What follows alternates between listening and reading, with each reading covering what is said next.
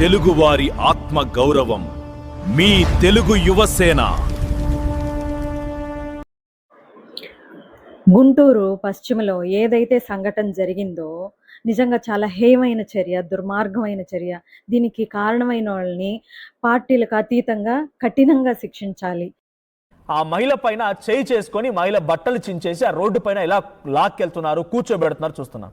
So ఇక్కడ మీకు కొన్ని రెస్ట్రిక్షన్స్ కారణంగా వీడియోలు చూపించలేకపోతున్నాను. సో నిజంగా ఈరోజు అది ఒక స్త్రీ గౌరవానికి సంబంధించిన విషయం ఇది.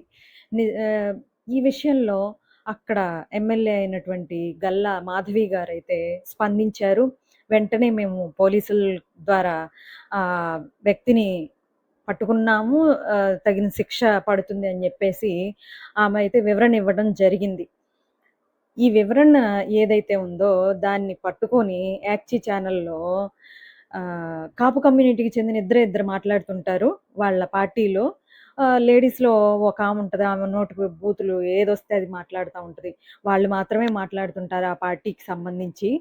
ఆయన పెద్ద మనిషి వచ్చి కూర్చొని ఆ వీడియోని చూపిస్తా, ఎంత దుర్మార్గమైన చర్య! 15వ తారీఖు జరిగితే 16వ తారీఖు ఆమె చెప్పే వరకు వాళ్ళు కనీసం స్పందించలేదు పోలీసులు అని చెప్పేసి మాట్లాడుతున్నారు. ఇక్కడ కావాల్సింది న్యాయం. ఏ విధంగా అయినా సరే జరగాల్సింది న్యాయం. అది జరుగుతుందా లేదా? అందరినీ స్పందించమని అడుగుతారేంటండి? ఇది పొలిటికల్ విషయం కాదు గదా! ఇది వ్యక్తిగతంగా ఇద్దరు వ్యక్తుల మధ్య జరిగింది. ఇదేమి పార్టీల పరంగా జరిగిన విషయం కాదు కదా! దానికి చంద్రబాబు నాయుడు గారిని, లోకేష్ గారిని, పవన్ కళ్యాణ్ గారిని స్పందించమని అడుగుతారేంటి? తల పనిచేస్తుందా లేదా మీకు? ఇక్కడ జరిగిందేంటి? ఇద్దరు వ్యక్తుల మధ్య జరిగింది. దాన్ని పొలిటికల్ రంగు పూయాలని మీరు చూస్తున్నారు. ఆల్రెడీ అక్కడ విచారణ మొదలైపోయింది.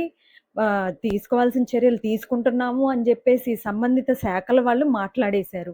మీరు టీవీల్లో అవి చూపిస్తా ఆ రోజు జరిగింది, ఈ రోజు వరకు న్యాయం లేదు అని మీరు మాట్లాడుతున్నారు.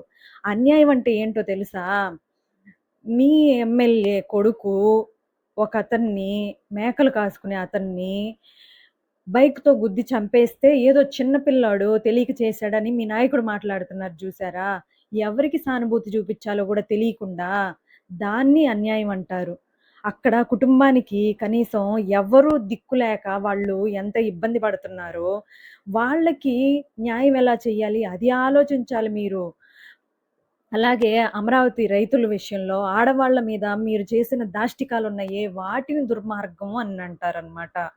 డోర్ డెలివరీలు, చిన్నపిల్లాడిని పెట్రోల్ పోసి తగలబెట్టడాలు వీటిని దుర్మార్గమైన చర్యలు అంటారు. అసలు ఒక విషయం జరిగిన తర్వాత దాని మీద చర్య లేకపోతే దాన్ని కదా దుర్మార్గం అంటారు. ఇక్కడ దాని మీద చర్యలు తీసుకుంటున్నామని చెప్పేసి చెప్పారు. ఎవరో కళ్యాణి అంట. ఆవిడొచ్చేసి కూర్చొని పవన్ కళ్యాణ్ గారు ఏం మాట్లాడట్లేదు అది ఇది అని అంటుంది. అమ్మా అసలు ఏ శాఖ గురించి ఎవరితో మాట్లాడుతున్నావు నువ్వు? పవన్ కళ్యాణ్ గారు ప్రతిదానికి స్పందించే పనైతే ఇన్ని శాఖలు ఎందుకు? అన్ని శాఖలు పవన్ కళ్యాణ్ గారికి ఇచ్చేద్దామమ్మా.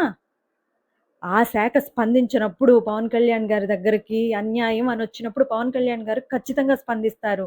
మీరు కాస్త మీ నాయకుడికి చెప్పుకోండి. ప్రజల పట్ల ఎలా ప్రవర్తించాలి? ఎవరికి అన్యాయం జరిగితే ఎవరి సైడ్ నిలబడాలి? అన్యాయం జరిగిన వాళ్ళ సైడ్ నిలబడా సార్ అని చెప్పి మీ సార్‌కి చెప్పుకోండి. పవన్ కళ్యాణ్ గారికి చెప్పే స్టేజ్‌లో మీరు లేరు. చెప్పించుకునే స్థాయిలో ఆయన లేరు. ఆయన రేంజ్ వేరు. కాస్త తగ్గండి.